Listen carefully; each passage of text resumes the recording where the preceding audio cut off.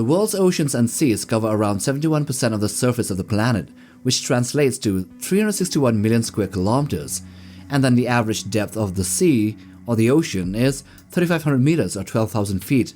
That means around 1.3 billion cubic kilometers of water. So imagine a cube of water that is 1 kilometer long, 1 kilometer tall, and 1 kilometer wide. And imagine how big that is. Now imagine 1,300 million of those. It's no wonder that almost all human cultures revere and fear the seas, and over the course of time, they come to believe that they are massive sea creatures and monsters, with some that defy reality that exists in the oceans, while others turn out to be real animals like the Kraken. There are others that still exist in a mythical form. But anyway, here in this video we will go to 10 different cultures from around the world and explore one each of their gigantic sea creatures. So let's get to it. The first here is the Umibōzu from Japanese folklore. This is one of Japan's most feared maritime yokai, a mysterious and vengeful spirit said to haunt the open seas. It is described as a vast shadowy figure emerging suddenly from calm waters. The Umibōzu, its appearance alone is enough to terrify sailors. Its form is humanoid but grotesquely exaggerated in that it has a gigantic black shape with a smooth bald head that glistens like wet stone and evoking a shaven scalp of a Buddhist monk with shiny bluish eyes. Most tales describe only the upper half of its body rising from the sea, and depending on the story, its height can range from that of a ship's mast to towering over entire vessels, with some legends saying it looms hundreds of feet tall. Its shoulders are broad as small islands and its presence capable of darkening the sky. When angered, it churns the ocean into violent storms, capsizing ships and drowning crews in an instant. Legends suggest it is the restless spirit of a drowned monk or a priest, its body and soul twisted by betrayal and death at sea, returning to punish the living who dare to disturb its watery grave. It rises silently beside a ship to ask a single question: "Am I fearsome?" Which is a question that tests both the courage and wisdom of the sailor.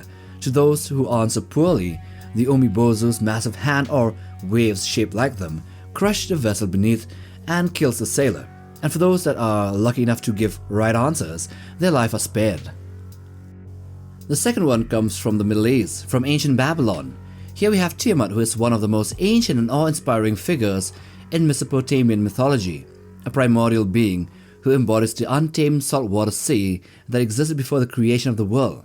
In the Enuma Elish, which is the Babylonian epic of creation, she represents the chaotic fertile waters from which all life and the gods themselves emerged from, and in her union with Apsu, she gives birth to the first generation of deities.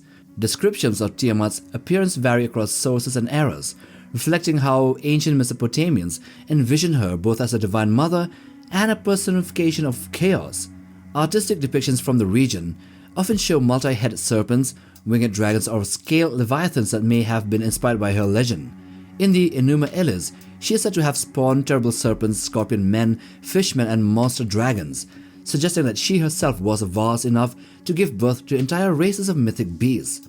If her size was to be imagined in mythic terms, Tiamat was cosmic in scale, as her body was so immense that after the god Marduk slew her in battle, he used half of her carcass to form the heavens and the other half to shape the earth. Many centuries later, and nearby to Mesopotamia, we land in Greece, and here we have a lot of mythological creatures and characters.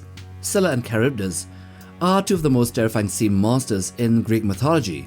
They dwell on opposite sides of a narrow strait, which is now often identified as the Strait of Messina, between Italy and Sicily. Scylla was once a beautiful nymph who was transformed into a grotesque hybrid creature, which was from the waist up she retains the face and torso of a woman, but from her waist down she sprouts a writhing cluster of serpent or fish tails, and from her midsection emerge 6 long necks, each ending with a snarling dog's head and with triple rows of fangs. And opposite her lurks Charybdis, a monstrous sea spirit in the form of a massive whirlpool or a gaping mouth beneath the waves, and it's said to swallow and regurgitate the sea 3 times a day, creating waves and currents powerful enough to drag entire ships into the abyss.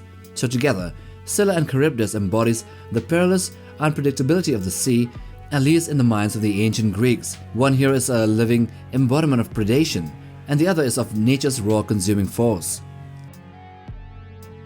Now going back to the east, here we have the Bakunawa from the Philippines. This is a colossal serpent or a dragon from Filipino mythology, feared as the mighty devourer of moons and the bringer of natural calamities. It is described as a creature with the body of a sea serpent with shimmering silver or blue scales, with a mouth large enough to swallow moons and whisker-like tendrils similar to those of eastern dragons. The Bakunawa is said to dwell in the deepest parts of the ocean and only comes at predestined moments. According to legends, there were once 7 moons lighting the night sky, but the Bakunawa, entranced by their beauty, rose from the sea and swallowed them one by one, which became an act that plunged the world nearly into full darkness and angering the creator god called Bathala. Its attempts to consume the final moon were thwarted when people banged gongs and shouted and lit fires to drive it away, giving rise to the tradition of making noise during eclipses. Often associated with eclipses, storms, earthquakes, and tides, the Bakunawa now embodies both the majesty and the danger of the sea as a divine dragon creature with the terrible force of nature. Now heading over to South Asia, here we have the Timingila, which is a colossal sea creature that is described in ancient Hindu scriptures such as the Srimad Bhagavatam, the Mahabharata, and the various Puranas, where it is depicted as the greatest and most fearsome predator of the primordial oceans. Its name comes from the Sanskrit words which literally means the whale swallower.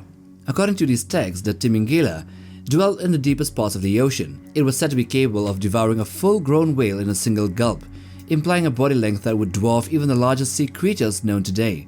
Though no exact measurements were really given in the Vedic texts, descriptions suggest a creature hundreds of feet long, far exceeding any known prehistoric marine predator such as the megalodon or even the Leviathan melville, and even way bigger than a blue whale. And so mythologically, the Timingila represents the sheer incomprehensible vastness and the danger of the cosmic oceans, where the natural order gives way to divine scales. Now on the other side of the world, we see a creature called the cipactli. This is from South America, from Aztec mythology. It is a monstrous primeval sea creature which embodies chaos, hunger, and the raw untamed forces of creation. It is described as part crocodile, part fish, and part toad or frog. And the cipactli was an enormous nightmarish hybrid whose body was covered in mouths, especially in each joint and each limb. And also each scale is capable of devouring anything it touches. It floats endlessly in the primordial waters before the birth of the world. It is insatiable and ever hungry, consuming whatever the gods tried to create. Because of its all-consuming nature, when the 4 gods of Aztec mythology decided to bring order to the universe, they lured the creature into the surface and tore its titanic body apart, using the remains to form the cosmos. Its head became the heavens, its tail the underworld, and the vast midsection is the earth itself. Cipactli is often depicted spanning the horizon or curled around the world like a massive amphibious dragon serpent, its body forming mountains and valleys. It is so long that maybe it is as big as a Jörmungandr. Now in going up north to Europe, here we have the cathach from Irish folklore.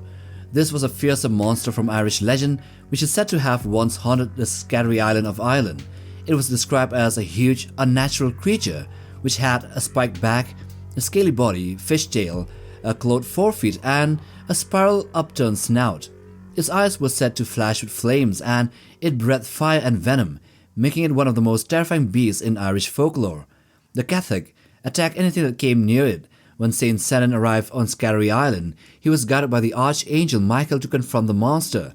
Saint Senan located the cathach and commanded it to leave. In some versions, the beast obeyed immediately, fleeing across Ireland until it plunged into Dolo Lake at the foot of Mount Callan. In others, it attacked Senan, spewing fire and venom, but the saint made the sign of the cross, causing the creature to collapse. Here in this version, the saint then bound and cast cathach into the lake, where it was imprisoned beneath the dark waters forever. Then across the pond, in North America, in Inuit mythology, here we have the tiseruk, who is a massive serpent-like sea creature said to dwell in the cold coastal waters near Key Island in Alaska. Descriptions portray it as an enormous marine serpent with a head about 2 meters long and a tail ending in a flipper. According to the Inuit stories, the tiseruk is a stealthy and dangerous predator, known for snatching unsuspecting people from docks or piers without warning, as they simply vanish beneath the waves. The tiseruk is often compared to the other indigenous North American water serpents like the naitaka or the ogopoko of the Okanagan people and the Haitalik of the Nucha-Nult people, suggesting a shared cultural theme of powerful mysterious beings that dwell beneath the deep northern waters. Some explanations suggest that the legends of the tiseruk may have originated from sightings of large marine animals like the oarfish, which then became stories that later turned into myths. Then traveling back across the pond to Europe again, here we come to the Jörmungandr, also known as the Midgard serpent or the world serpent, which is one of the greatest monsters in Norse mythology, a colossal sea serpent born of the trickster god called Loki and the giantess Angrboda. It was cast into the vast ocean surrounding Midgard, which is the human world, by Odin, and there it grew so large that it eventually encircled the entire world and bit its own tail. In a Norse viewing of the cosmos, the earth was imagined as a flat disk surrounded by a great single ocean, so a creature that could wrap around it was the ultimate symbol of scale and power. To the Norse mind, this meant Jörmungandr's size was beyond comprehension, perhaps stretching thousands of miles long. When he stirs, the waves rise and the earth trembles, and when he releases his tail, in the end of the world, Ragnarok begins. In stories, he is described as being so massive that when Thor once fished him up from the sea, his enormous head loomed over mountains and his breath poisoned the entire sky. And so we end this video with the Leviathan from the Bible. This gigantic sea monster is described in the Old Testament, described as either a terrifying serpent or a dragon that lives in the depths of the ocean. It represents chaos, destruction, and the wild powers of nature that no human can control. In the book of Job, God describes the Leviathan as a creature of unstoppable strength, with his body covered in unbreakable scales, an ability to breathe fire, and his presence being so fearsome that only God himself can overpower it.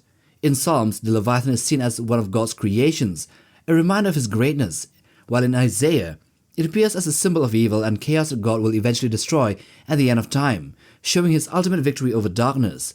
So over the centuries, people have also seen Leviathan as a demon of envy or even a symbol of the physical world itself, something powerful and magnificent, but also dangerous and corruptible. In short, Leviathan stands as a reminder of the vast forces that lie beyond human control, or of the divine power that can master all of the greatest of monsters. So those are gigantic sea monsters from 10 mythologies from around the world. If this video does any good, then maybe there will be a part 2, because there are a lot more monsters all around the world in folklores of many different cultures. So do hit the like button for support and subscribe. And also press that hype option to, hype up the video to other viewers. Anyway, we'll see you in the next one. Take care, fam.